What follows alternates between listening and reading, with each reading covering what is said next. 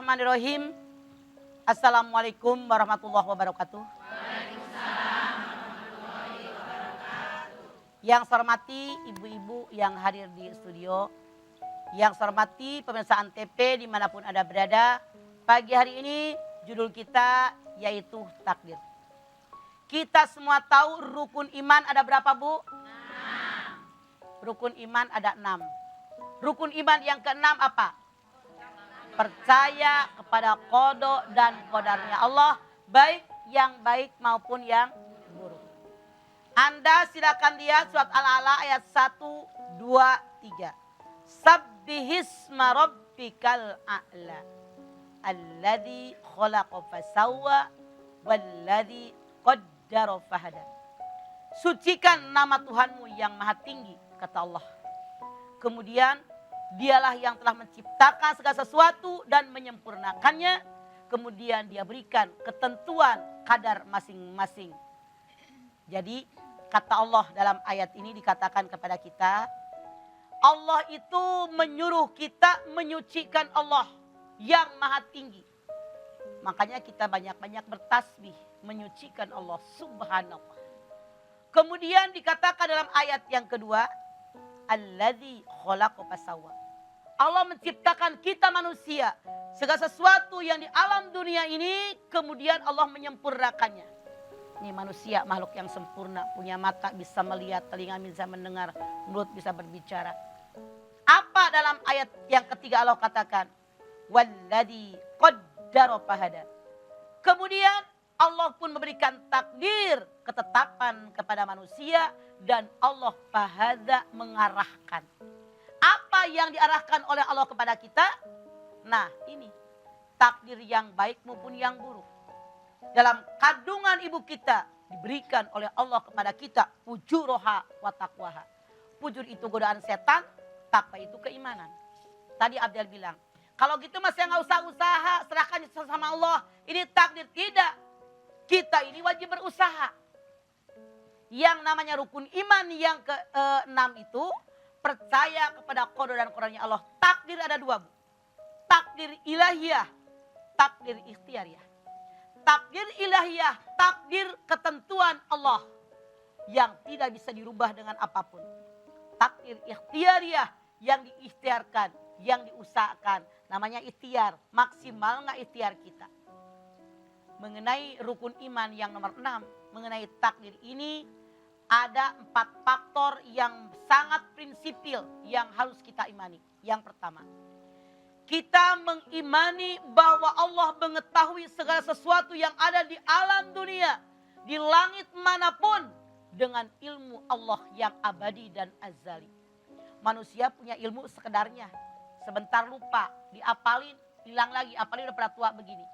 Kalau ilmunya Allah abadi, azali, gak ada awal, gak ada akhir. Terus selama-lamanya. Iman kita. Allah memelihara kita.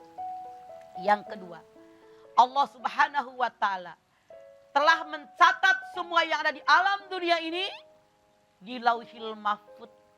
Yang kecil, yang besar, di langit, di bumi, di dunianya milik Allah ini semua tercatat. Dikatakan oleh Allah dalam Al-Quran, wa khalaqa kulla shay'in faqaddarahu taqdira. Dan Allah yang menciptakan segala sesuatu dan Allah tentukan kadar masing-masing. Semua diciptakan oleh Allah. Jadi Allah Maha Pencipta, Allah juga yang memelihara. Kemudian yang selanjutnya apa? Semua dicatat oleh Allah dalam kitab Lauhil Mahfud. Dari sebelum terjadi kejadian sekarang, kejadian yang akan datang, tidak ada yang terlepas daripada catatannya Allah. Yang keempat, yang terakhir, kita harus mengimani yang terjadi kehendak daripada Allah, bukan kehendak manusia. Manusia punya keinginan, punya kehendak, diiringi dengan doa, dia sudah berusaha. Apakah akan terkabul semua? Belum tentu. Makanya kalau kita berdoa kepada Allah, ya Allah berikan yang terbaik buat saya. Bukan apa yang saya inginkan, tapi yang terbaik buat saya. Karena yang kata saya baik, belum tentu kata Allah buat saya. Yang kata saya buruk, boleh jadi kata Allah itulah jalan yang terbaik buat kita. Oleh karena itu, kalau ada manusia tidak percaya dengan takdirnya Allah, dengan qada dan qadarnya Allah, artinya iman orang tadi belum sempurna. Iman yang sempurna, rukun iman yang 6, termasuk rukun iman yang ke-6, diyakini dari hati yang paling dalam. Insya Allah kita orang yang beriman kepada Allah Subhanahu wa Ta'ala. Amin. Ya, Mah kalau tadi Mama bilang ada takdir ya ikhtiariah. Diikhtiarkan. Berarti kita bisa memilih takdir kita dong, Mah? Bisa. Misalnya, contoh, Ali bin Abi Thalib suatu saat duduk. Lagi capek, habis berjalan jauh, habis berdagang dengan teman-temannya, duduk di pinggiran tembok benteng tinggi. Iya. Ternyata pas dia lagi duduk kelihatan, ini agak goyah nih, nyender. Iya. Ali bangkit, pindah. Teman Ali bilang, kenapa Ali pakai pindah? Aku berusaha, karena ini goyah. Kalau roboh aku ketimpa, berusaha pindah. Iya. Baik, sekarang saya akan bacakan dulu pertanyaan Anda yang masuk melalui email di hatikehati@an.tv dari hamba Allah. Assalamualaikum warahmatullahi wabarakatuh. Mas, saya wanita 26 tahun asal Jabar. Sudah menikah, belum ada momongan. Semenjak menikah saya diboyong ke rumah mertua di Sumatera. Sedang suami tugas di Kalimantan. Banyak kesulitan yang saya alami di sini. Perbedaan kebiasaan yang dimana hal-hal kecil saja bisa nyulut emosi. Saya serasa tidak ada privasi. Beli kebutuhan ini dibilang tukang ngabisin duit suami. Kadang ingin pulang ke rumah mama papa di Jawa Barat. Saya harus bagaimana, Mah? Sedang saya di sini juga dihina oleh adik ipar perempuan saya. Kenapa Anda tidak ikut dengan suami di mana suami Anda bekerja? Anda orang Jawa Barat, tinggal di Kalimantan, suami tinggal di Sumatera, tinggal suami di Sumatera, di suami Kalimantan. Kalimantan. Ngapain? Iya. Mendingan ikuti suami, kerja di mana?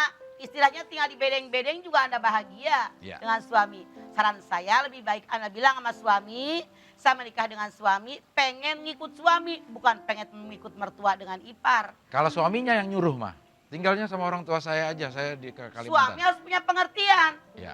Kan yang namanya hidup bukan dengan suami, bukan dengan mertua, tapi dengan suami yang punya kebahagiaan mah. Jadi Anda cari orang yang ketiga, yang mengerti kepada suami Anda, dekat dengan suami Anda. Mama khawatir, kelamaan ditaruh di rumah mertua sama ipar, clash duluan. Iya.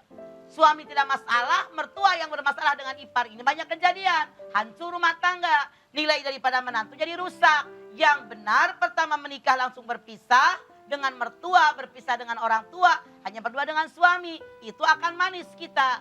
Kalau pertama pisah mertua dengan ipar ribut, belum apa-apa udah pahit duluan, kasihan dia. Kalau saya pulang aja, Mah, ke Jawa Barat lah, nggak kuat di Sumatera Minta juga. izin sama suami boleh, tidak masalah. Karena artinya suaminya nggak tanggung jawab di rumah orang tuanya. Iya, begitu. Gitu. Oke, baik. Salah gitu langkah suami. Sekarang langsung saya berikan kesempatan kepada ibu-ibu yang ingin ngantuk, yang ingin bertanya maksudnya.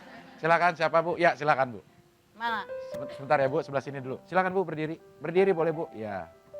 Assalamualaikum warahmatullahi wabarakatuh. Waalaikumsalam warahmatullahi wabarakatuh. Bisa lebih dekat lagi Bu ya? Nama saya Hajah Ratna Bulan dari Al Amin Kopo. Pegangnya begini Bu. Iya. Ya, Majelis Al Amin Kopo. Ya. Saya bertanya kepada Mama Dede.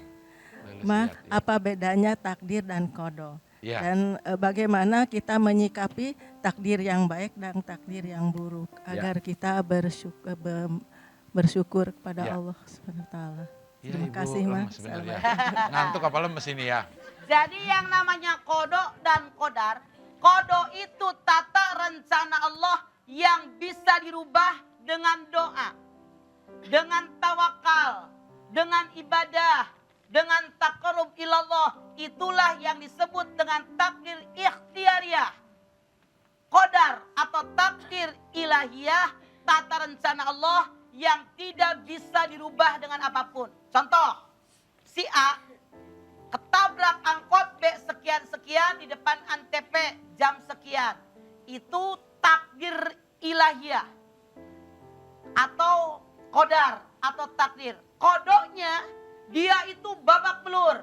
Misalnya dalam kehidupannya dia banyak beribadah, banyak bersedekah, banyak bergaul dengan orang, kemudian kewajiban kepada Allah dilaksanakan, tidak ada larangan Allah yang dilanggar, semakin mendekat kepada Allah. Datang hari H-nya, tahu hari H? Datang takdirnya pada saat itu datang.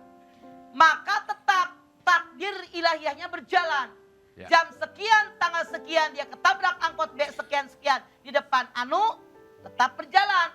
Tapi kodoknya, takdir ikhtiariahnya berubah. Yang aturan babak belur cuman lecet doang. Itu Ya. bedanya. Jelas, Bu? Gitu ya Bu. Ibu mau babak belur apa mau lecet doang? Iya, mau selamat ya seperti bayi tadi. Baik, satu lagi masih ada kesempatan untuk bertanya. Silakan Bu. Ya. Iya, Ngoloyong. Iya, lemes ya. Assalamualaikum warahmatullahi wabarakatuh. Waalaikumsalam warahmatullahi wabarakatuh. Nama saya Sadijah dari Majelis Taklim Al Hidayah Kecamatan Ciwidey. Mangga Ciwidey. Ciwidey. Ya. Gini mah, ada seseorang memberikan sebidang tanah untuk mendirikan sekolah. Ya. Dia mengajak kepada masyarakat banyak untuk menyumbang lah, itu sama-sama mendirikan. Ya. Tapi sebagian sudah memberikan, sebagian belum. Tapi kalau dia di pengajian selalu diomongin kepada yang belum, kepada yang sudah, itu gimana hukumnya. Ngomongnya bagaimana contoh? Ya contohnya si Bu A Is itu, belum gitu. ya si A belum, itu si B sudah gitu. Ya. Itu gimana mah hukumnya? Begini, sebetulnya mengajak orang berbuat baik itu wajib. Ya. Amar ma'ruf nahil munkar. Wal takum minkum ummatun yad'una ilal khair wa ya'muruna bil ma'rufi wa yanhauna 'anil munkar. Maka hendaklah ada manusia, segolongan manusia yang selalu mengajak manusia berbuat baik, mengajak yang ma'ruf, mencegah yang mungkar. Memang kewajiban. Dimanapun harus ada orang yang ngajak. Kalau nggak ada orang begitu, orang pada cuek aja. Punya rezeki pada melit. Di pengajian, diajak aja pada susah. Apalagi yang diajak. Itu orang wajib mengajak. Harusnya yang diajak bersyukur. Ada orang yang mengajak. Kasih berapa kek? Di kita mah pada berhitungan. Harga kekunungan berapa? Harga baju berapa? Tas berapa? Deposito berapa? Rumah berapa? Mobil berapa? Bros berapa? Nyumbang berapa? Emang nggak pada mikir? Jadi memang dimanapun wajib ada orang yang selalu mengajak amar ma'ruf nahi munkar. Hukumnya wajib. Ya. Makasih mah. Mangga. Ya, silakan duduk kembali. Ya.